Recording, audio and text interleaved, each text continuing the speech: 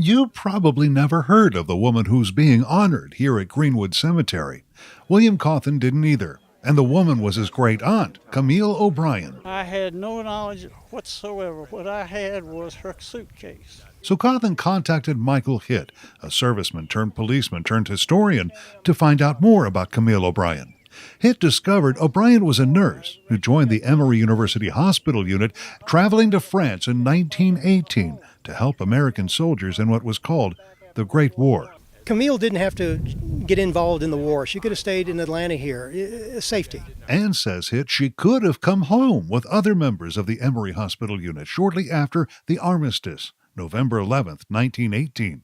But there were still wounded soldiers to tend to, so Camille O'Brien remained in France. Thrust in right in the middle of the war and dealing with all the carnage of war, working 14 hours a day at the minimum, if not longer, constantly. And while she's sick on top of that, but she refused to take it easy because it was more important to be taking care of the soldiers. In early April 1919, O'Brien came down with spinal meningitis, and yet she refused to let doctors and her fellow nurses treat her, insisting instead they treat the soldiers she dedicated her life to saving.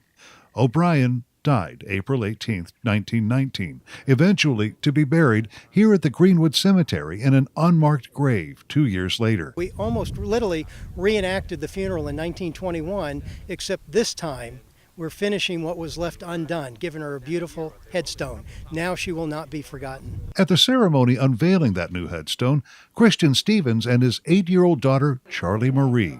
So what did Charlie Marie learn about Camille O'Brien? She was sick, and when she was sick, she still helped people. William Cawthon, Camille's great-nephew, has learned a lot as well about the nurse who gave her life to save the soldiers she cared for so much. I think of her as a hero. Pete Combs, WSB.